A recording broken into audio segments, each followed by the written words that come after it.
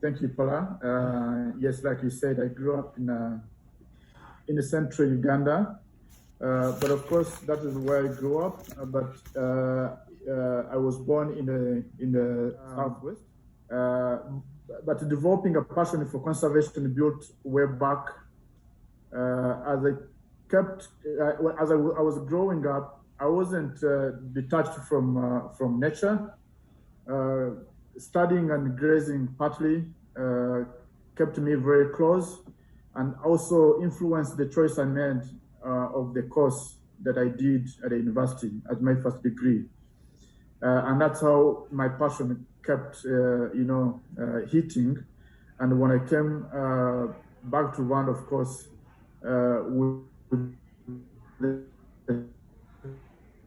challenges, but also imagining how I had a stake and all my community had a stake to devastate it. Then it's like due to my resilience and courage actually to fix things back or be part of a solution. Thank you, Paula. Rwanda has actually 8.9% of its land under protection, under these national parks. Wow. The amount of time and commitment that our leadership puts in mobilizing the locals. The time taken to mobilize locals, educating about what is a national's priorities. And it's a decision that our government has taken on to do priorities of the resources that we think can contribute to the economic transformation of our country. So be it other sectors, but conservation the Rwandan government has embarked on to actually consider as a domain, a sector that can contribute hugely to the transformation of our people. So it's all about looking at the Miyaga resources, hyperpopulated country, little resources, but both need to exist. But remember that it's about how do you have the population surviving? Then you look at the surrounding resources. So that's how conservation, that's how people come up to support conservation in Rwanda. They are mobilized, they're educated, and they also see results. Nature-based tourism in Rwanda is contributing hugely to the total income that is earned out of tourism. That is by 2019, was generating close to $27 million US. Wow. The small park as it is, just 160 square kilometers. So that is what makes the Rwandan people support conservation despite how we are highly populated and probably what you would consider a competition, conservation and agriculture, between conservation and agriculture. Yeah. So So I was wondering if you could tell us, I know there's so many policies, but some of the policies that you feel are key in helping humans to harmonize with the environment in Rwanda. Yeah. Again, it's a choice and then also a decision that our leadership has taken on. Everything we do, considering development, well-being of nationals, conservation, agriculture, name it, it's done for the sake of improving livelihoods of people.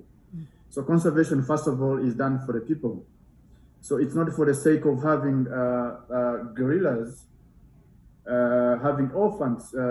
Recently, we started introducing, we reintroduced black rhinos, and recently probably other animals are coming in. So it's not for the sake of having animals flourishing in the country, but how best can we utilize their presence, what they can give that actually gives back to improve people's lives. The one people buy the programs that the government embarks on. So they see the results coming out, they see policies being real and delivering actually what have been promised. So a number of policies in place. For example, in conservation, we have 10% of the total tourism revenues generated in our national parks. They go direct to the adjacent communities. They are invested in schools. They're invested in health centers. They are invested in revenue-generating projects, agro-businesses. We have a very good example around Volcanoes National Park. We have a Sakola community that owns a high-end eco-lodge that is managed by Wilderness Safaris, apparently. It has contributed to their social. 2005, we've had more than over $5 million US wow. going into this pool, and we've funded more than 700 projects, and working. That is employment created, income generated in the pockets of people close to national parks. And they get to test exactly what these resources can bring for them. We also have, of course, neighboring national parks comes with other challenges, human-wildlife conflicts. Rwanda, I think in East Africa, it's where compensation policy is working. We've partnered with a special guarantee fund. It's like an insurance company that actually and then damages are paid to the communities, and that is another 5% of the total tourism revenues that goes into that pool for compensation to cater for human-wildlife conflicts every year. Yeah, that's great. You can't have wildlife biodiversity, humans, communities coexisting without having proper laws that either protect the wildlife, but also do the same to the communities. So those are also overall political will, leadership that is on top of finding solutions, being close to the people, that makes it work. Yeah. Thank you.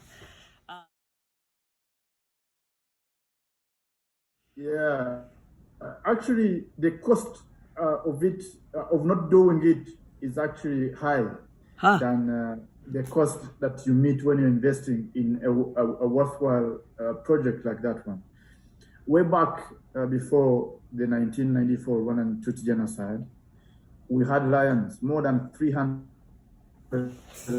wow.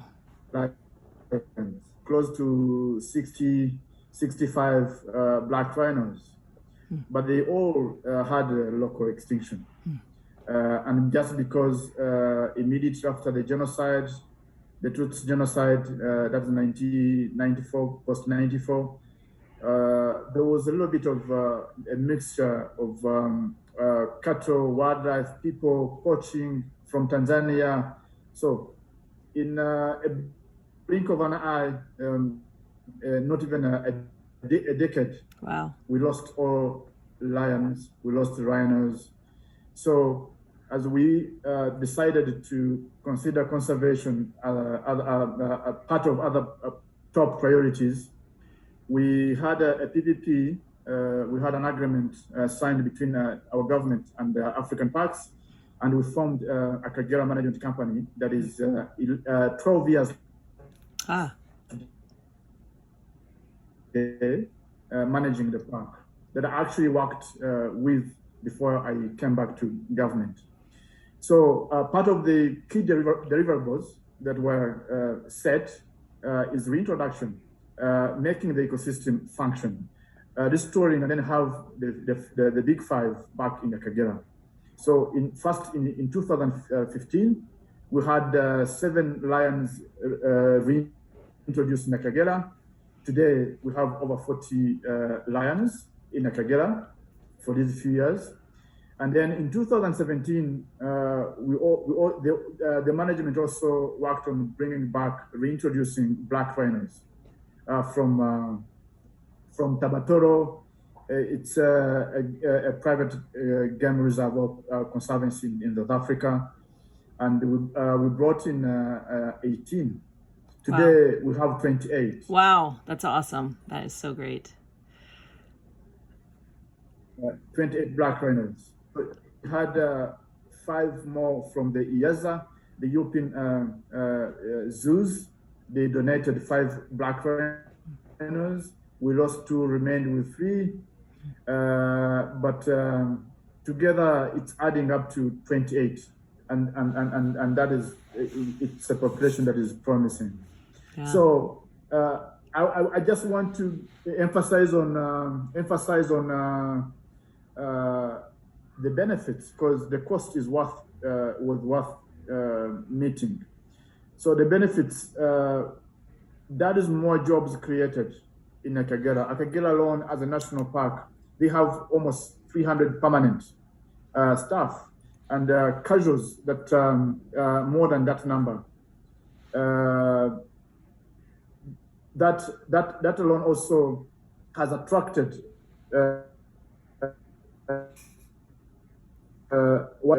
ecologists like wilderness safaris.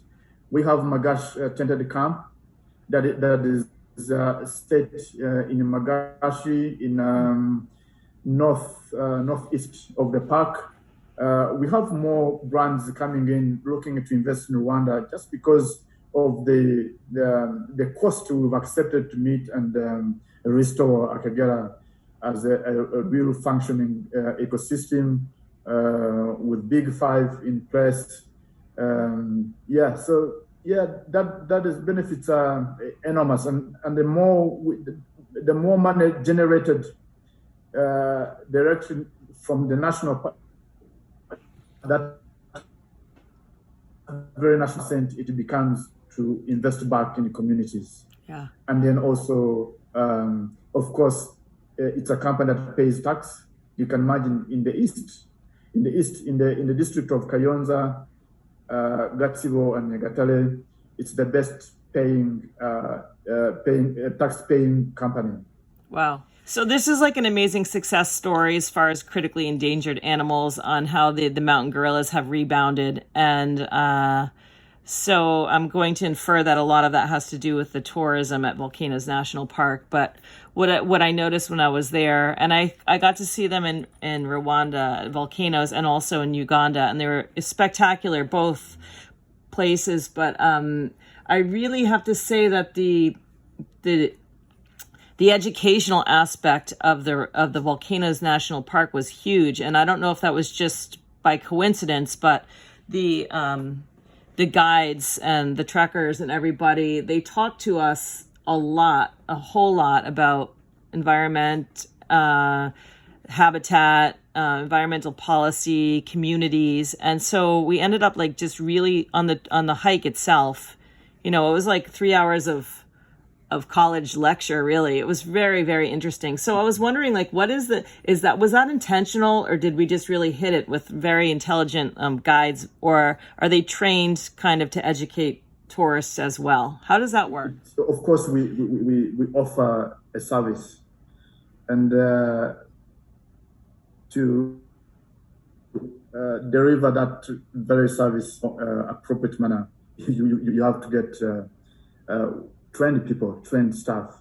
So our guides are trained, are given trainings every year, especially on the ecology, botany, behavior, animal behavior, name it, interpretation. So they are trained, and they are given refresher trainings every year. and that makes them keep actually on top of giving a better service. But also we have a permanent program and our national parks with education, where we link the communities and what we do at national at the park. So these programs aim to target youth, schools, create clubs, also extend to women. Basically, it's a program that educates adjacent communities about conservation and the benefits of conservation, but also the very communities. It's where we have cooperatives that actually turn out to be porters, ex-poachers turning to be porters, facilitating tourists, and then also coming up with project proposals that are funded under 10%.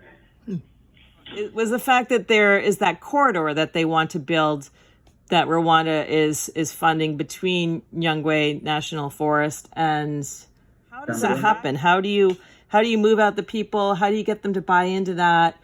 What was the decision? I mean, that's a huge expense, but it's really. But could you talk about that a little bit? Yes, Nyungwe is, when you actually get into natural, it's the wilderness is real. But of course, it has been encroached on earlier on in the back times, and we have this little fragmented patch of a forest, Chamdongo, where we have over 30 individuals of chimpanzees. So if we don't act now and save the future of these great apes, that very group that is at Chamdongo, you find that it's isolated. With time, it's going to be weak. Genetically, it's going to be weak, because you find that it's the same one group, same individuals, producing amongst themselves, reproducing amongst themselves. Conservation-wise, that is a threat. So we, in partnership with some German researchers, through a very good, outstanding collaboration we've had with them, we have Professor Fisher. He's been working on orchids in Nyungwe. So an idea came up. How about making a corridor that joins this forest patch 15 kilometers away from the main core forest? So how to do it? We are not, we are so careful when it comes to anything that impacts on communities. So we are not going to relocate. We are going to let in between communities where the corridor is going to actually not going, because it has already started. We've mobilized, we've educated them, we've had interaction dialogue, and we are just planting indigenous species as a corridor joining the 15 kilometer distance in between the small patch and the core forest. So we are not going to relocate people. We are not going to compensate, but we are taking this opportunity of creating a corridor, but also making sure that in the sense of increasing the forest cover in the policy, national policy under the Ministry of Environment, it's issues, creating a corridor, but also increasing forest cover that communities are going to benefit from in terms of considering them as agroforests that they can harvest and sell, that together we can manage. And that's the approach we are taking, actually, not displacing people, not compensating, but doing it together with locals and it becomes theirs on their land, but also acts as a bridge crossing from the small patch to the core forest. Trees. Like, how often do you collaborate on the projects versus just sort them out in-house? Yeah, conservation collaboration actually stands right from in-house. The very first partners for us are communities. Mm-hmm. And then we also have government institutions that we work closely with, especially the Ministry of Environment, REMA, that is under that very ministry, and Rwanda Forestry Authority, that is also under that ministry. So a number, of course, not forgetting the local government. That is where actually where our collaboration starts. Communities, government institutions, then local organizations actually bridge that gap between us and outside world, and through those that want to support our projects. Yes, we can link up directly to the outside world that want to support conservation in Rwanda, but also through these international organizations like International Gorilla Conservation Program, the Gorilla Doctors, the Diana Fossey Fund International, all these WCS, African Water Foundation now also opening an office in Rwanda. So this is how we get connected, and then also not forgetting our own organization that we've partnered to actually restore the Water Foundation. African Parks Network. So this is how we get connected. We have working MOUs, working frameworks, signing MOUs. At times we particularize and sign on particular projects that we handle together. We've seen a number of philanthropists like Howard Buffett supporting hugely the relocation of black rhinos. That was him. He also donated and purchasing a helicopter that helps us monitor and do patrols in Nakagela. He also funded the Magash Tented Lodge, though managed by a professional wilderness safaris. Wow. But the construction, actually, the facility belongs to. So and we are open to partner. Currently, I shouldn't go without mentioning this major project. We want to expand Volcanoes National Park by about 3,740 hectares. Wow! And then also more than 6,000 buffer zone. And this is happening in a critical area where it is densely populated. But I can assure the world, we want to do this project carefully and addressing social issues for the communities, socioeconomic issues, and as well addressing a challenge that we have of a limited habitat with an increasing gorilla population.